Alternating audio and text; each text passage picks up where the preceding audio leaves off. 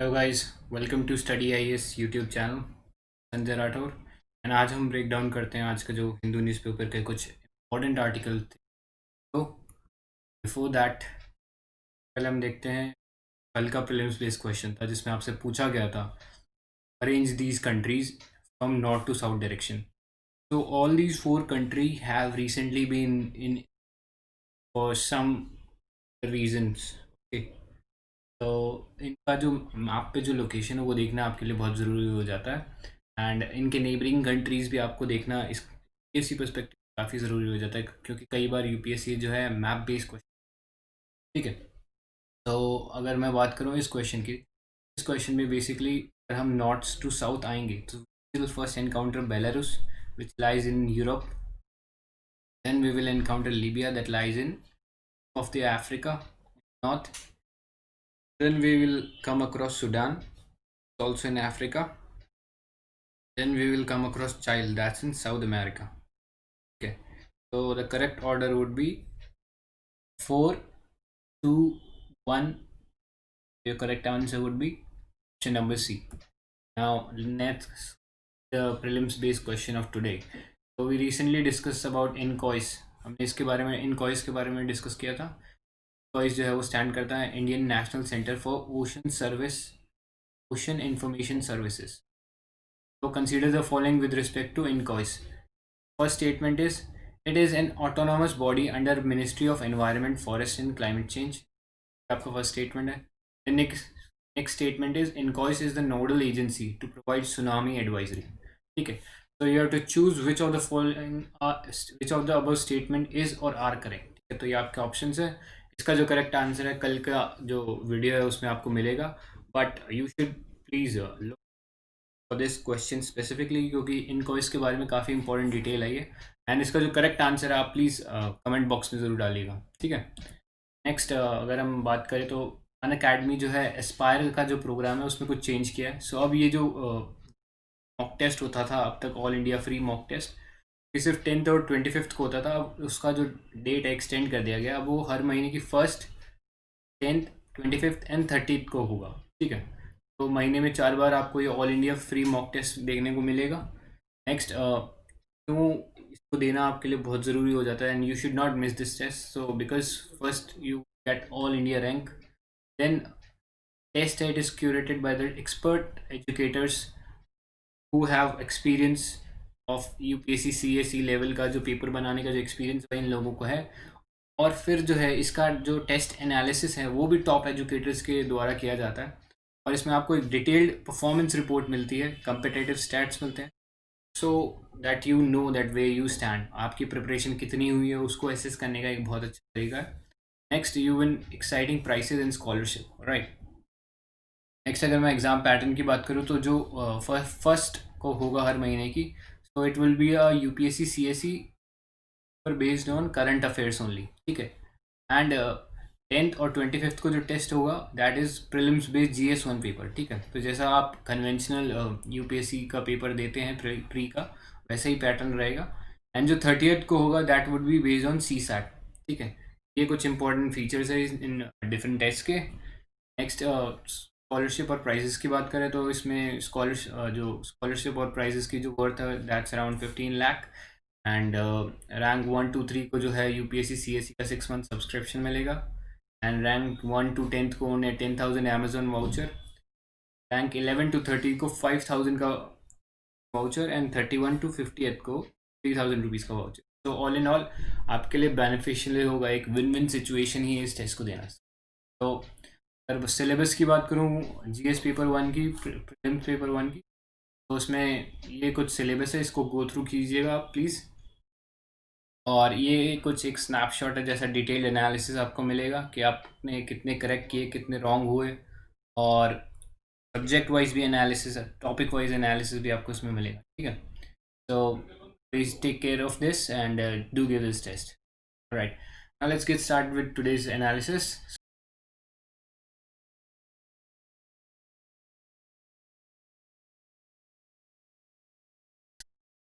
Is the first article of today's Hindu newspaper. It deals with the Indian economy.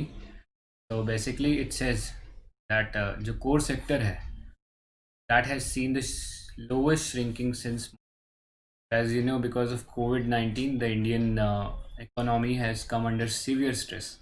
ये बहुत ज़्यादा stress के अंदर आ गई इंडियन इकोनॉमी, इससे जो एंड देन फिर लॉकडाउन के चलते जो हमारा जो सप्लाई और डिमांड जो है वो मिसमैच हो गया, एंड जो मेन जो कोर मैन्युफैक्चरिंग जो सेक्टर है हमारा उसका जो आउटपुट है काफ़ी हद तक डिक्रीज हो गया.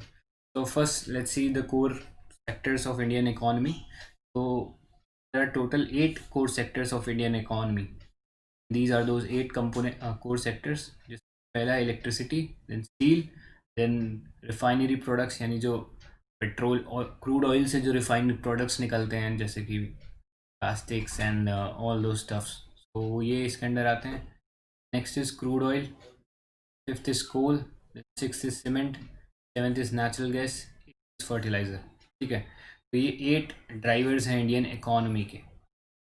ठीक है, तो इनको याद रखना हमारे लिए बहुत ज़रूरी हो जाता है क्योंकि कई बार यूपीएससी सीधा इनमें से ही सवाल पूछ लेता है, इनमें से कौन से जो है वो 8 कोर सेक्टर्स हैं इंडियन इकोनॉमी के. ठीक है, तो ऐसे कई सवाल पूछ लेता है यूपीएससी. सो इसको एक याद रखने का एक शॉर्ट तरीका है, बर्न्स ट्रिपल सी.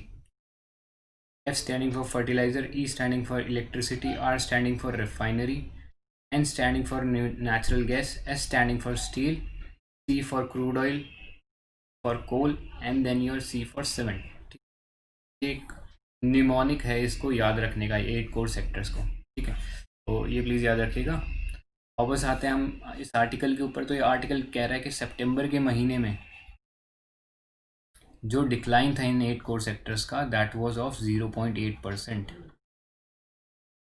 है. तो अभी भी डिक्लाइन, लेकिन ये जो है अब तक का लोवेस्ट डिक्लाइन है अगर ईयर ऑन ईयर बेसिस की बात करें. यानी अगर हम 2019 से 2020 को कंपेयर करें, इसको हम बोलते हैं ईयर ऑन ईयर बेसिस. इसके कंपैरिजन में जो हमारा जो आउटपुट है वो 0.8% का डिक्लाइन दिखा रहा है. ठीक है, नेक्स्ट अगर मैं बात करूं जून या अगस्त के महीने की बात करें, तब जो हमारा डिक्लाइन था दैट वाज समथिंग अराउंड -12.4%. और अगर मैं इसमें जिस आर्टिकल बात कर रहा है अगस्त महीने की, तो वहाँ पे जो था डिक्लाइन था -7.3%. तो काफ़ी सिग्निफिकेंट इम्प्रूवमेंट कह सकते हैं इसे. तो अगर हम बात करें कि ये डेटा कौन निकालता है, तो ये डेटा निकालता है department of promotion and industry trade. ठीक है, ये आपका जो डिपार्टमेंट है जो कि मिनिस्ट्री ऑफ कॉमर्स के अंडर आता है, इस डेटा को निकालता है. इस 8 कोर सेक्टर्स का जो परफॉर्मेंस है, इस डेटा को ये department under ministry of commerce निकालता है. तो ये कुछ इंपॉर्टेंट फैक्ट थे इसके बारे में. नेक्स्ट हम चलते हैं अगले आर्टिकल की तरफ.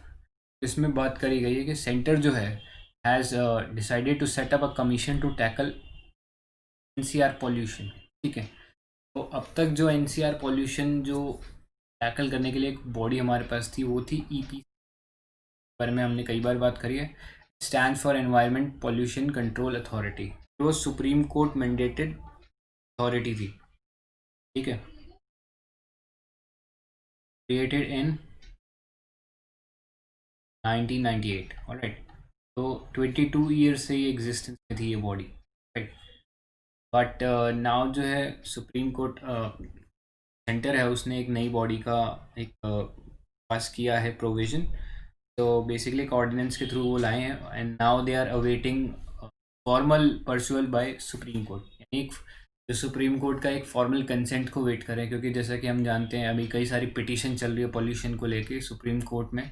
तो उस रिगार्डिंग जो सेंटर है उन्होंने ये बोला है कि हम इस बॉडी को बनाएंगे और इसको एक ऑल पावरफुल बॉडी बनाएंगे. ठीक है, जिससे कि ये इफ़ेक्टिवली इम्प्लीमेंट कर सके, effective implementation of pollution mitigation strategy.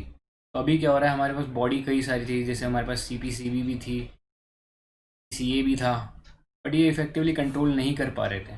ठीक है, क्योंकि इनकी जो एनफोर्सेबल कैपेसिटी थी वो शायद कम थी.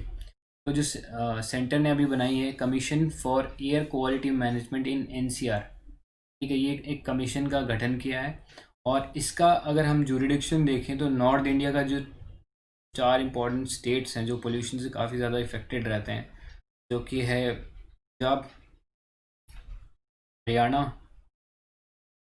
And UP and Rajasthan and along with Delhi. क्योंकि अल्टीमेट इफेक्ट इन चारों स्टेट्स का जो पोल्यूशन का होता है वो अल्टीमेटली दिल्ली पे ही होता है। ठीक है। और दिल्ली बीइंग द पॉपुलस, जो सबसे ज़्यादा पॉपुलस एरिया है, सबसे ज़्यादा पॉपुलेशन रहती है इस एरिया के अंदर, तो यहाँ पर जो इसका इफेक्ट है बहुत ज़्यादा सिग्निफिकेंट हो जाता है। ठीक है। तो अभी इसको वेट कर रहे हैं, तो सेंटर जो है सुप्रीम कोर्ट का एक इसके अंदर कंसेंट का वेट कर रहा है। तो इसके आगे जो डेवलपमेंट होगी उसको हम नेक्स्ट आर्टिकल्स में देखेंगे। नेक्स्ट हम चलते हैं एडिटोरियल की तरफ। तो ये एक एडिटोरियल, अच्छा एडिटोरियल है regarding India US defence partnership. ठीक है। तो ये आर्टिकल बात करता है कि कैसे जो इंडिया और यूएस का जो डिफेंस पार्टनरशिप है गहरा हुआ है ओवर दीज ईयर्स। ठीक है। तो ये काफ़ी जो अच्छा आर्टिकल है लिखा गया है, so I would recommend you guys to please go through it once. ये हिस्टोरिकल पर्सपेक्टिव की बात करता है कि कैसे इंडिया और जो यूएस का एक तरीके से जो रिलेशन है कैसे डेवलप हुआ। तो हम अगर बात करें आफ्टर इंडिपेंडेंस यानी 1947 के बाद, तो इंडिया यूएस रिलेशन को अगर हम क्लासिफाई करें तो it can be classified into two phases. ठीक है। 1947 से लेके 2000, देन 2000 से लेके प्रेजेंट यानी 2020 तक, दो फेजेस में रहा है। तो अगर हम फर्स्ट फेज़ की बात करें तो फर्स्ट फेज़ में जो हमारा रिलेशन था यूएस के साथ वो अप एंड डाउन का रिलेशन था। कभी रिलेशन थोड़ा ठीक हुआ, कभी ख़राब हुआ, कभी वापस बेटर हुआ, कभी ख़राब हुआ, तो there was no consistency in relationship. But 2000 से 2000 के बाद जो हमारा रिलेशन जो है कंसिस्टेंटली अपवर्ड डायरेक्शन में ही गया है, यानी हमारा जो रिलेशन है यूएस के साथ वो बेटर ही हुआ है। ठीक है। और अब रिसेंटली हमने देखा कि बैका साइन हुआ, तो हम कह सकते हैं कि जो रिलेशन है वो ऑल टाइम हाई पे है अब। राइट।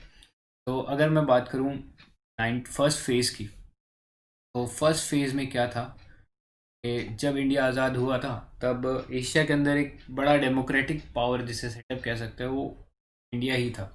राइट। तो US being a democratic country, US का इंक्लिनेशन था इंडिया की तरफ। ठीक है। और then we see the rise of China, जो कि कम्युनिस्ट रिजीम था। ठीक है। अराउंड 1949 जो है वहाँ पे पीएलए आ गया एंड उन्होंने एक कम्युनिस्ट स्टेट एस्टैब्लिश कर दिया। तो ऑब्वियस चॉइस जो था वो यूएस की इंडिया था। राइट। बट लेटर ऑन कुछ सालों के बाद जो चाइना और रशिया के बीच में जो रिलेशन है वो थोड़े ख़राब हुए, जिसके कारण जो यूएस का जो इंक्लिनेशन है वो चाइना की तरफ चला गया। And then China US and your Pakistan, ठीक है, इनकी तरफ यूएस का जो है इंक्लिनेशन काफ़ी बढ़ गया। तो बोथ ऑफ दीज कंट्रीज़ जो हैं, ये दोनों country China and your Pakistan, ठीक है, चाइना पाकिस्तान दोनों आपस में क्लोज अलाइ थे और दोनों एनिमी स्टेट या हॉस्टाइल थे टुवर्ड्स इंडिया। ठीक है।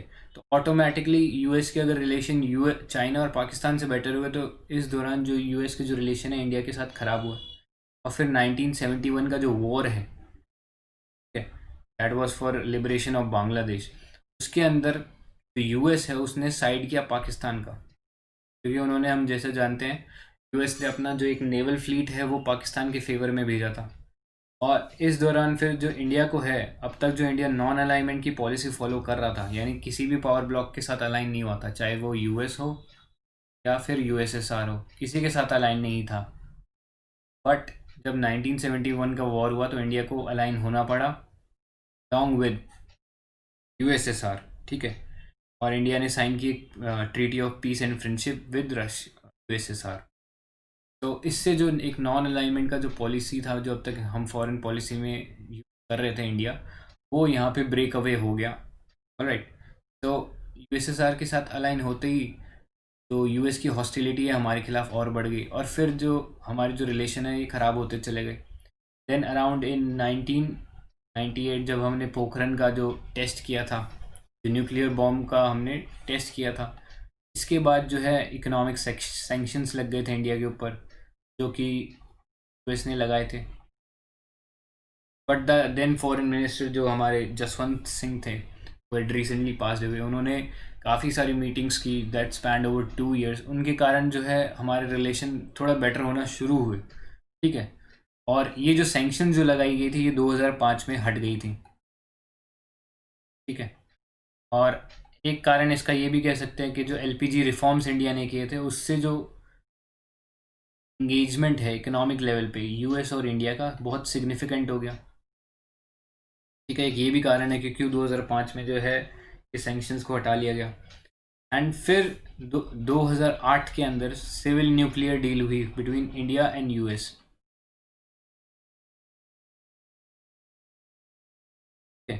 इस डील के बाद जो इंडिया और यूएस का रिलेशन है काफ़ी सिग्निफिकेंट लेवल पे पहुंच गया। तो अगर हम बात करें इसके बाद क्या हुआ, तो हमारा जो इकोनॉमिक एंगेजमेंट है वो काफ़ी ज़्यादा बढ़ चुका था, ठीक है।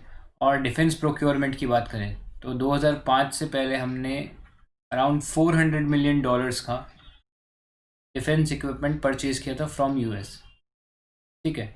बट आफ्टर दिस पीरियड यानी 2005 से अगर हम 2018 का रिकॉर्ड देखें तो आर्टिकल ऐसा कहता है कि हमारा जो डिफेंस प्रोक्योरमेंट था वो अराउंड हो गया $18 billion,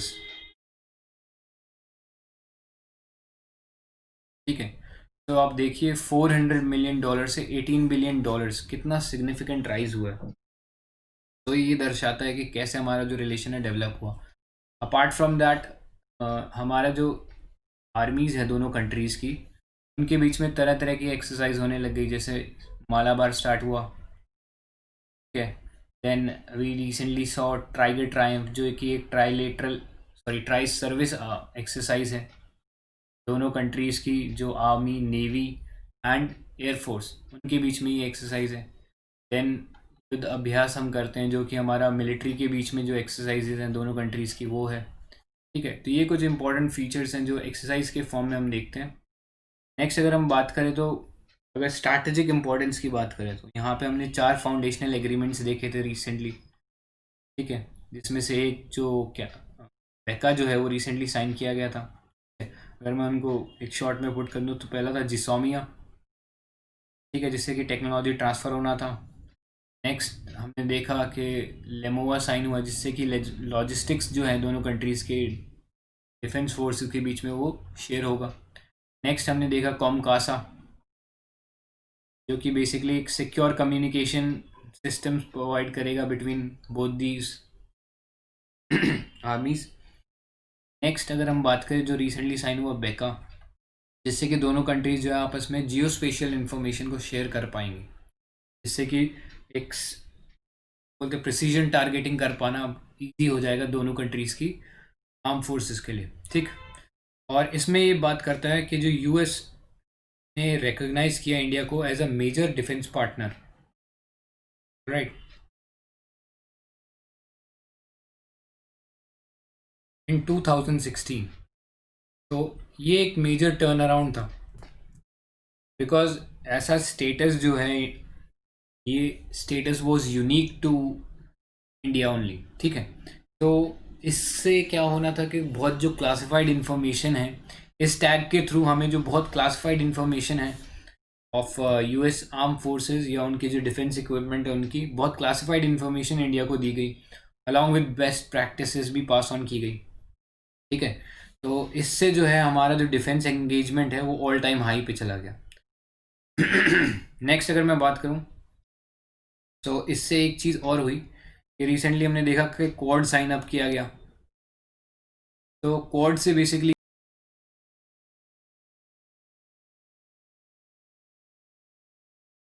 नेक्स्ट अगर हम बात करें तो इसमें basically let me get a clear screen.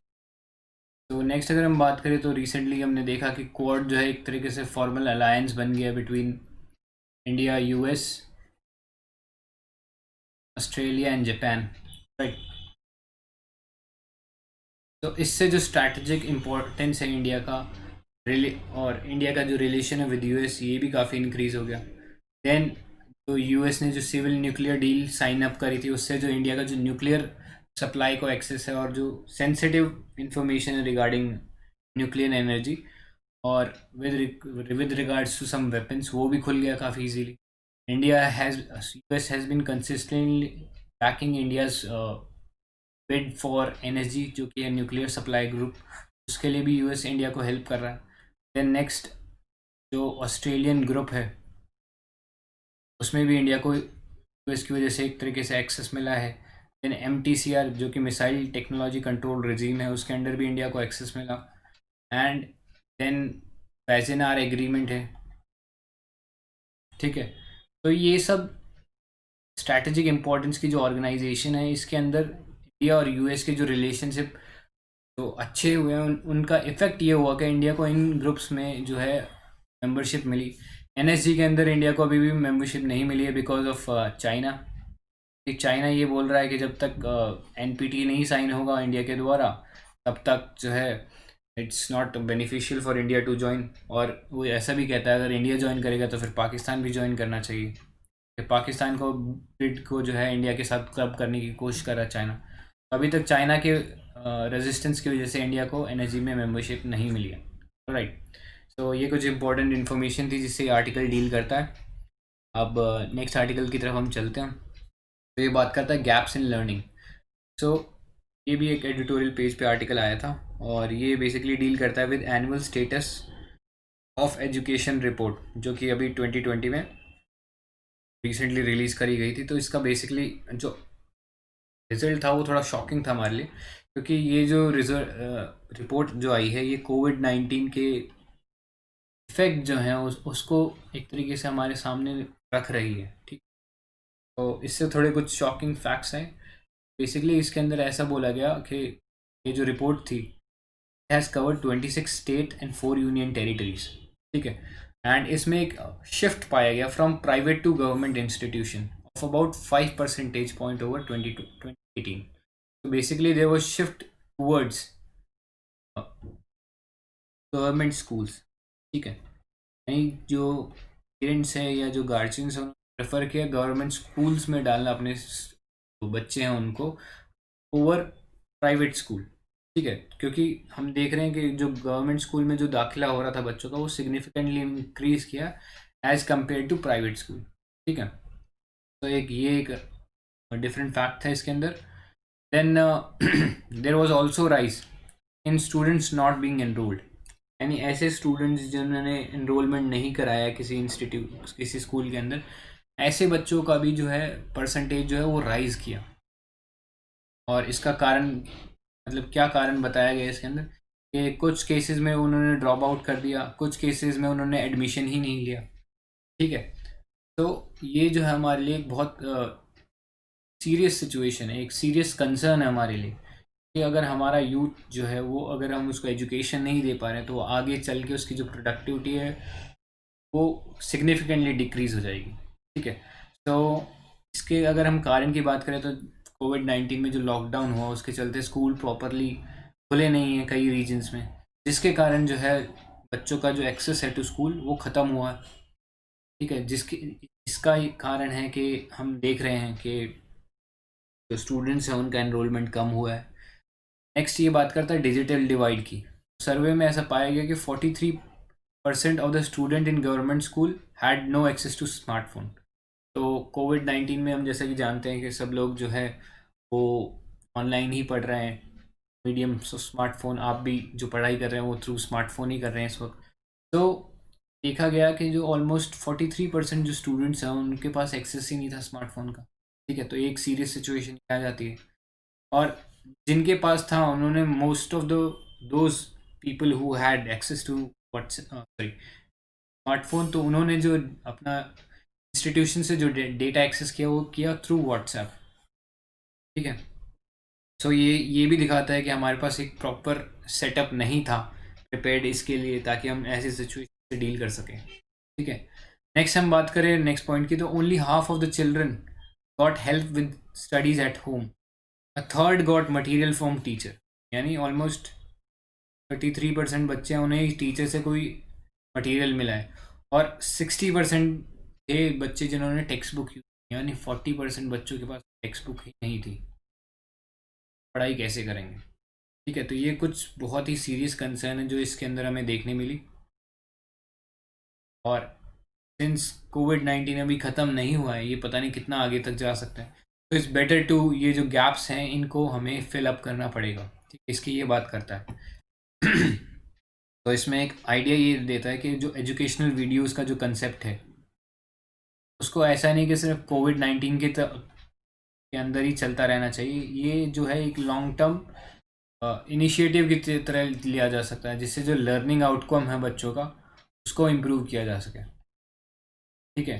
दूसरा ये कहता है जो कोविड-19 का जो इफ़ेक्ट है वो रूरल एरियाज़ में अभी सिग्निफिकेंटली कम है, तो यहाँ ऐसे एरियाज़ जो हैं वहाँ पे अभी ओपन जो स्कूलिंग है उसका कंसेप्ट ला सकते हैं कि वो दूर दूर बैठाकर उनको एजुकेशन दी जा रही है, क्योंकि ऑब्जर्वेशनल लर्निंग जो है छोटे बच्चों में सबसे सिग्निफिकेंट रोल अगर किसी लर्निंग का है तो वो ऑब्जर्वेशनल लर्निंग का है।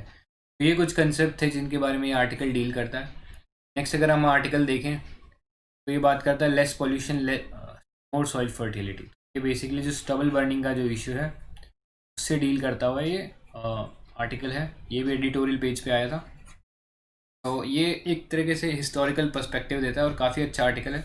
I would recommend you guys to go through it. तो अगर मैं इसका की पॉइंट्स को आपको बताऊं तो basically it start with the definition of stubble burning, कि स्टबल बर्निंग आखिर डेफिनेशन में क्या है। So it refers to practice of farmers setting fire to plant debris. Debris मतलब जो प्लांट का जो बचा कुचा जो कचरा वाला जो हिस्सा होता है जो यूज़ का नहीं होता, तो उस हिस्से को setting fire to plant debris that remain in farms after harvest, ठीक है। तो ये आर्टिकल बेसिकली कहता है कि बिफोर 1980s स्टबल बर्निंग जैसा कोई इशू था ही नहीं, ये एग्जिस्टेंस में ही 1980s के बाद आया है, ठीक है। उसके बाद ही हम इसका जो है सिग्निफिकेंस देखते हैं।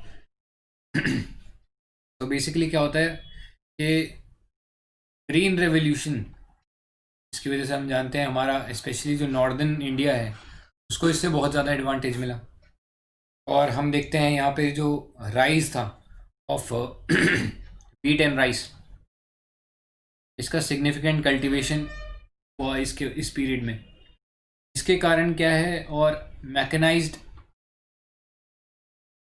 एग्रीकल्चर हो गया, इसके कारण क्या हुआ कि बड़े बड़े जो हार्वेस्टर्स होते हैं वो आ गए। फसल की कटाई पहले लोग मैनुअली करते थे, बट ग्रीन रेवोल्यूशन के बाद मैकेनाइज्ड हार्वेस्टिंग होने लग गई, ट्रैक्टर्स आ गए। सो इसके वजह से मैकेनाइजेशन बहुत बढ़ गया। तो अगर मैं एक आपको एक नेक्स्ट स्क्रीन के ऊपर इसका दिखाऊं कि कैसे ये पूरा जो सिस्टम है रोल आउट हुआ, तो बेसिकली क्या होता है कि suppose this is a piece of land, right, और यहाँ पर जो है खड़ी फसल है ऑफ लेट्स से पैडी, यानी जो राइस है उसकी खड़ी फसल है, ठीक है। तो हार्वेस्टर क्या करता है, ये बेसिकली इतना जो रीजन है ऊपर ऊपर से जहाँ पे जो राइस जो है वो लगता है उसको उठा लेता है, एंड देन ये जो स्ट्रॉज होते हैं ये रह जाते हैं, ठीक है। तो ये कुछ ऐसा रह जाता है बाद में, जैसे स्ट्रॉज रह जाते हैं फील्ड के अंदर हार्वेस्टर्स की वजह से।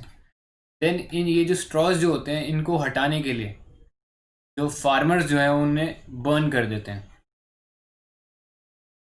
क्योंकि ये अगर हम बात करें जो सीज़न होता है सोइंग सीज़न जो होता है, यानी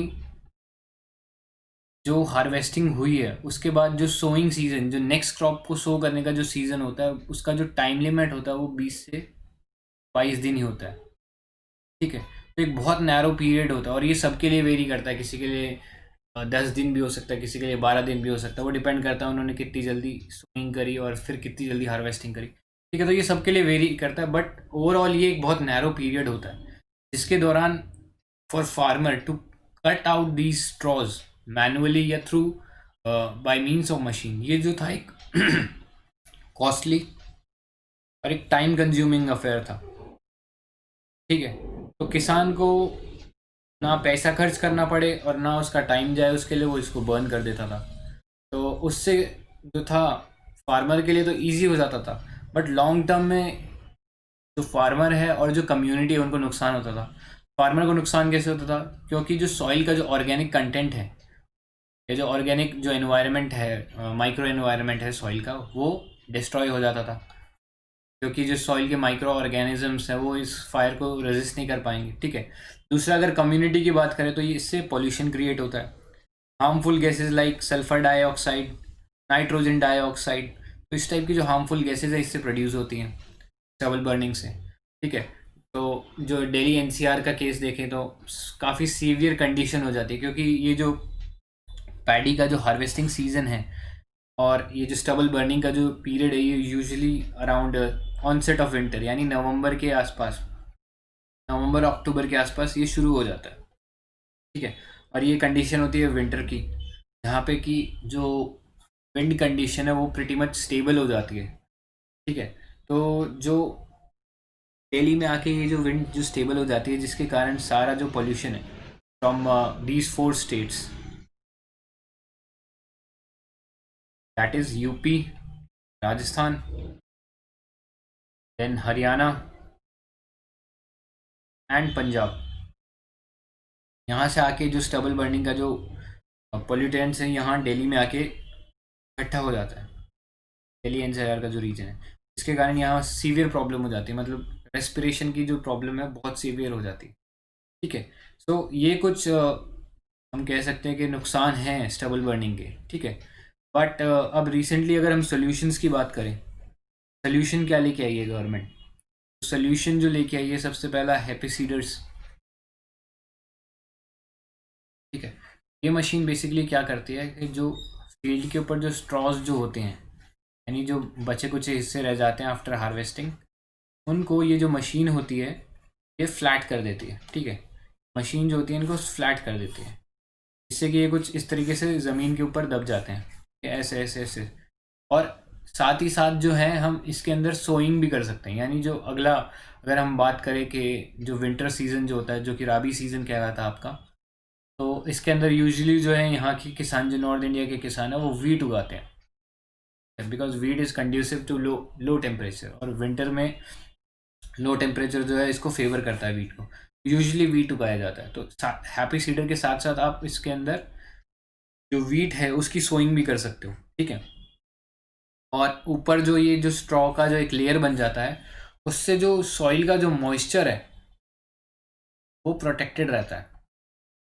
ठीक है, because you have covered the soil, उससे जो मॉइस्चर जो यूजुअली बाहर निकल जाता था, जो मिट्टी है उसमें से, वो अब हो नहीं पाएगा पॉसिबल।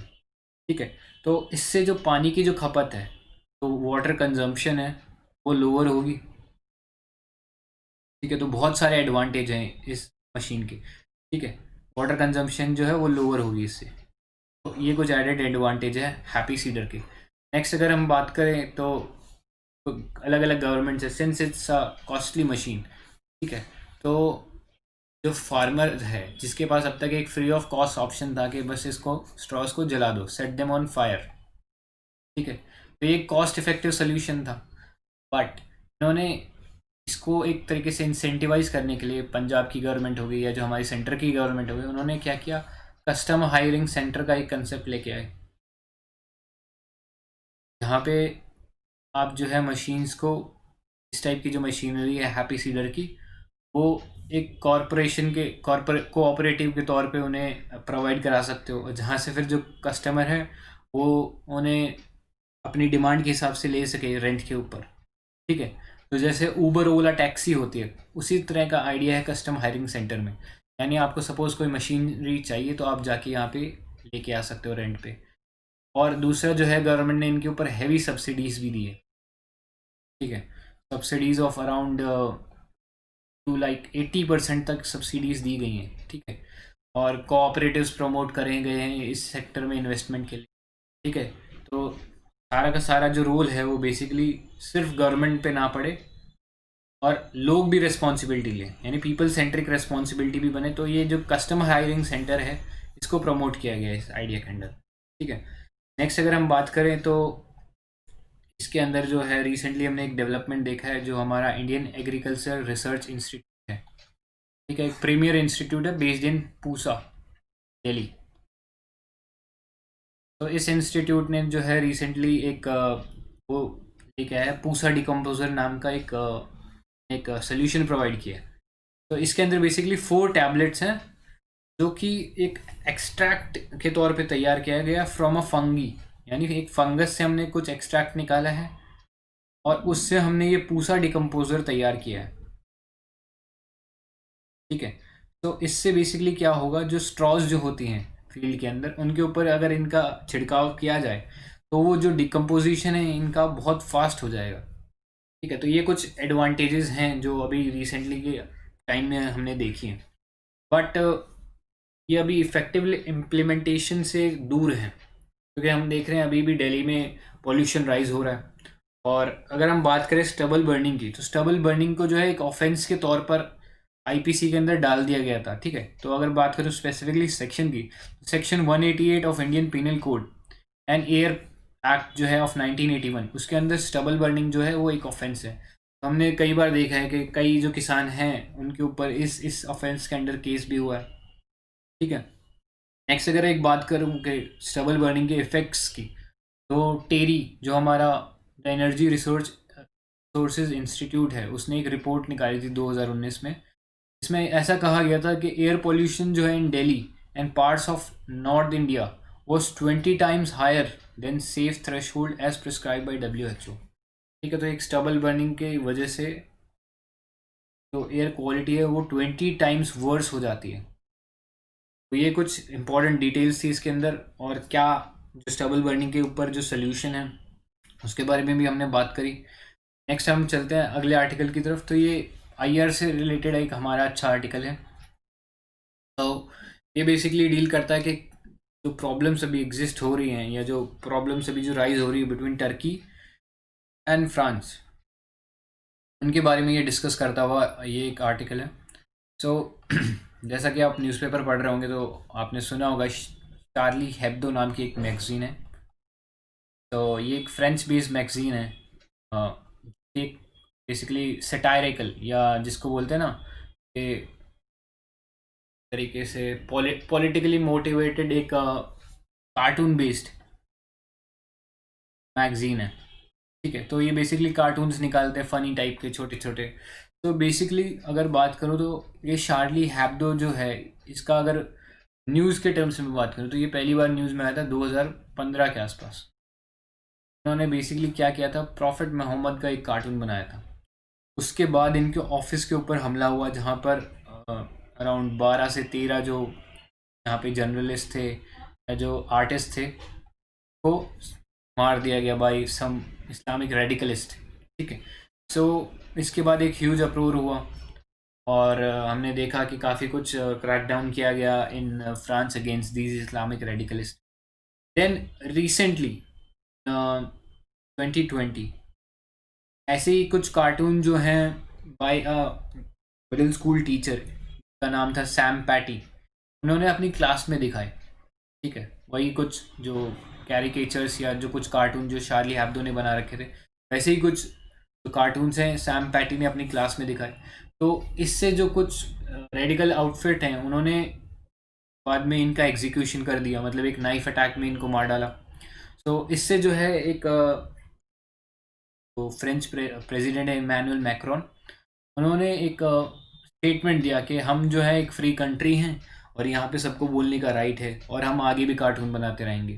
ठीक है, ये जो कार्टून बनाने वाला आइडिया इन्होंने दिया, तो इससे जो है जो टर्की जो है काफ़ी नाराज़ हो गया, क्योंकि आप जैसा कि जानते हैं टर्की के अंदर प्रेसिडेंट है अभी रेसेप अर्दोगन।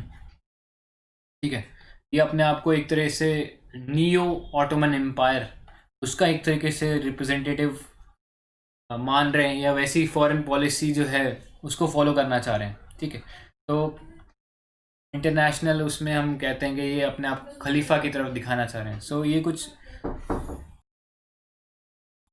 इससे जो है टर्की और फ्रांस जो हैं इनके बीच में जो कन्फ्लिक्ट बढ़ गया है, और हमने देखा कि जो टर्की ने है एक तरीके से बाइकआउट कॉल किया है अगेंस्ट फ्रेंच मेड प्रोडक्ट्स।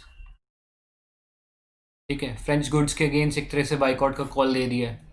तो इससे जो इकोनॉमिक जो है दोनों कंट्रीज़ के बीच में कन्फ्लिक्ट बढ़ गया।